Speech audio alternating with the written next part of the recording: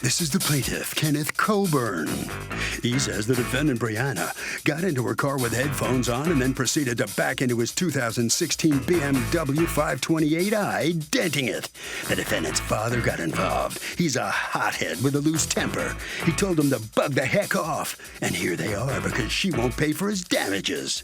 He's suing for $1,439.27, the amount owed. These are the defendants, Kenny and Brianna Pullman. Kenny says the plaintiff came over to him and informed him his daughter backed into his BMW. The damage was the size of a nail head, and the plaintiff said he'd buff it out, but that his daughter should be more careful. Next thing he knows, he gets an estimate for $1,500 in the mail. Come on, it's a tiny scratch, and there's no way it's going to cost all that money to fix. They're accused of a backup crack-up.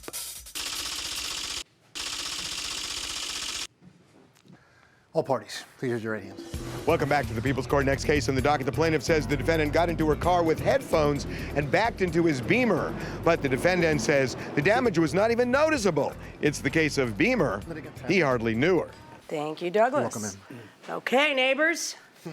So Kenneth Coburn, you are suing Kenny Pullman and Brianna Pullman for $1,439.27 that you are out because, according to you, Brianna backed into your car. All right, what happened? It was a snowy morning, January 8th. The defendant came out of her house, and they have a circular driveway. I was having my driveway plowed at that time, and I was shoveling the walkway. When she came out, I was yelling to her, watch out for my car, because I'd moved my car out to the street for the plow to plow my driveway. Obviously, she did not hear me. She had earplugs in her ears. She did not hear me. She backed into my car. Okay, but where was your car in relation to the, here, we have an actual picture. That's your circular driveway, your home. Okay, so come on over to over here where the picture is. Tell me where your car was. It would be over here more.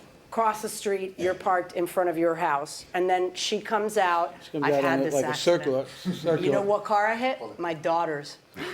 Because I'm like, what's your car doing there? Okay, so what happened? You backed out, and how hard did you hit it? Literally not even 2 to 5 miles an hour, possibly. Our driveway isn't Did you notice you hit it? Right away, I heard it. I Okay. pulled right off of it. I did not hear him yelling. I had nothing in my ears. I was just driving my brother to his friend's house. And yeah, I hit it, and I got out, and I looked at it. And he was out there? Yeah. Okay, go ahead, you can go back, you don't have to stand. So you talked to her, and that conversation. That's not exactly what happened. Okay. After she hit my car, she got out. I said to her, "You hit my car." She said, "I know, I got to go." I said, "You have to get out and look at the damage." She said her father would take care of it. At that same time as she was pulling away, her father was walking out of the house. And me and her father came over to my driveway and looked at because I had pulled my car into my driveway. Her father and myself looked at the damage. He acknowledged the damage too. He said his father-in-law owns a body shop, that they would take care of it. That was in January. Okay. I checked. Then I have a tax practice. So between January and April, I'm extremely busy. So about the second week of April, I'm not sure if his wife, his fiance, his girlfriend, I'm not sure who the woman that lives there. I went over to her and I said, I'm a little embarrassed coming over and asking about this. If this was my son that hit your car, I would have came over and gave you a check the next day. She acknowledged. How would they know how much it is? They already had the estimate. Okay, that's the part you skipped. So when did you get an estimate? I think January 21st, January 22nd. And you had left the estimate, what, in their mailbox? No, I handed it to him. You handed it to him, so he had it. He had it. And then all those months pass, and then you come back in April and you say, hey, you know, what's the deal? And then what happened? The female said, we're not those type of people, we'll take care of it. I said, okay. I waited another 2 weeks. Nothing happened. I saw Ken in the driveway. I went over to him. I said, what are we doing here? He said, he got all frustrated. He said, I'm redoing my whole house here. I have no time to talk about this now. And I looked at him. I said, okay, that don't make sense. So I walked away. I waited another week. I then went and saw the female again. And I said, listen, I'm not sure what we're doing here, but I'm going to wait another week. If I don't have this resolved, I'm going to call these police to get a police report so I can go through insurance. He came over screaming in my car, stuck his head in my car, screaming that, how dare you, neighbor, threatened to call the police.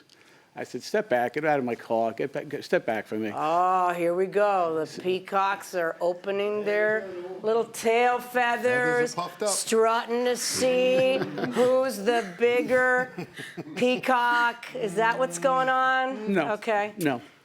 Yeah? So anyway, he started using language that we'll leave out, and he said, we're not paying for it. I said, fine, all right, I'll go through insurance.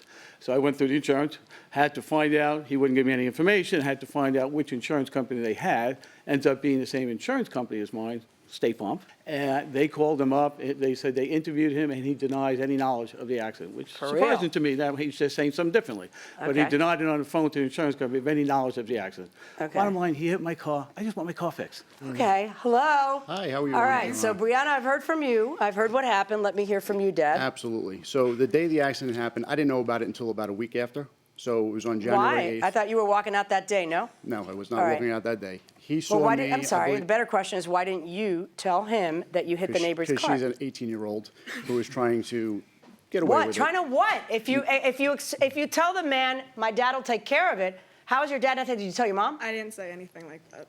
I was just scared to tell him. And when it first happened, he also told me, "Don't worry about it. I'll take care of it. I'll buff it out. Don't worry about it." Okay, did you try buffing it out? I'm an accountant. I don't know. I don't how to do buff? that. I don't buff. My husband's a judge, he buffs. I don't buff. My husband's his favorite, that'll buff right out, sweetheart, when he doesn't want me to be upset about whatever else I've hit. Oh, honey, that'll buff right out, don't worry. And then half the time it actually does, it's really amazing. But anyway, just so say go I ahead. Go Yeah, on. so when he told me about a week after the accident happened, he brought me over to look at the scratch. And his exact words were, your daughter hit my car, not a big deal. I talked to her, just tell her to be careful. I'm going to try to buff it out. Exactly Okay. what he told me. So I said, okay, great. I said, just, keep me in the loop. So we walked away. About 2 weeks later, he comes back with a $1,300 or $1,400 bill or whatever it was. So I looked at it, I'm like, I'm not paying $1,400 for what I saw. It was literally, you could barely see the scratch, and it was about that big. Just a second. Is this the car? Yeah. Does That's this his car. show, can you come over here and show me the, Just expand. You can see the scratches here, but what he's failing to realize is she actually put a hole in the metal. It's a dent in the metal.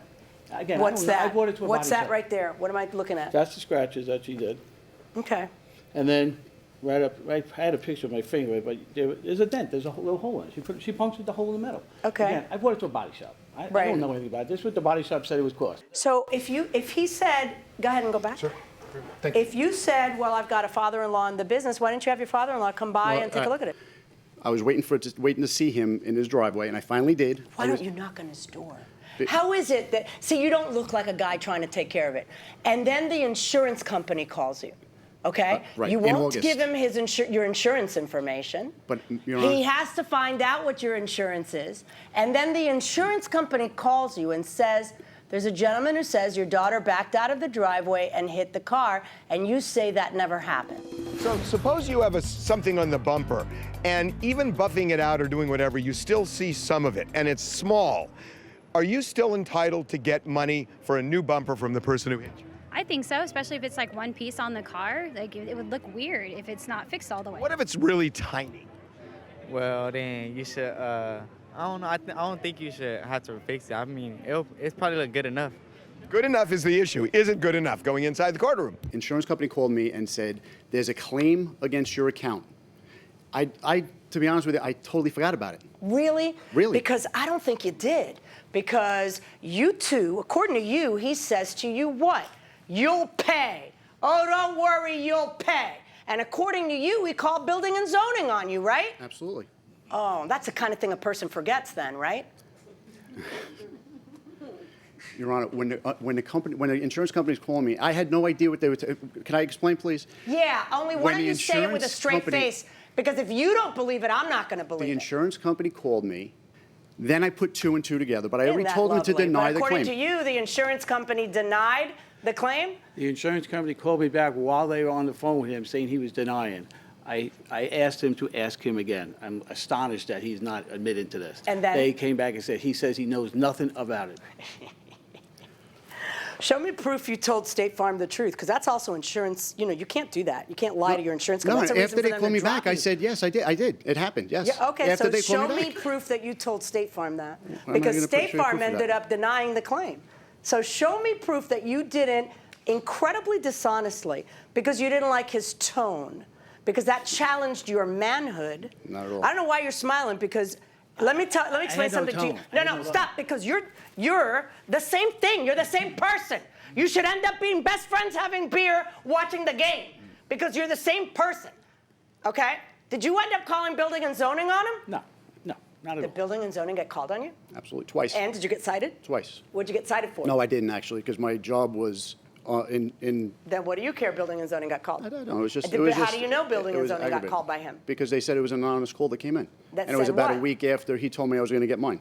That you were going to get yours. And somehow, when the neighbor tells you you're going to get yours, and building and zoning comes out, you forget about an accident. That was back in June, and I got a call in August. Yeah, you know what, Kenny? You're going to be paying the man. I find in your favor in the amount of the $1,139.27. Pay the man. Thank you. So the plaintiff prevails in this lawsuit. He is finally going to get his money. Mr. Pullman, you seem like a forgetful guy. Listen, he was going to get his money. I was working on it. He wouldn't give me the opportunity to take it to someone I know. I didn't trust the bill with what I saw. That was the bottom line. months going by. Really? I'm very busy with work. Is that his fault? No, not at all. Not at all. But when he curses me out in the middle of my, Let me ask you, do you think you're being a good example to your daughter, the way you handled this? I don't think I did anything wrong. Well, the judge does. You got to pay. True. I'm sorry about that. Okay, live and learn, my dear. On your way out of the courtroom. How do you feel now?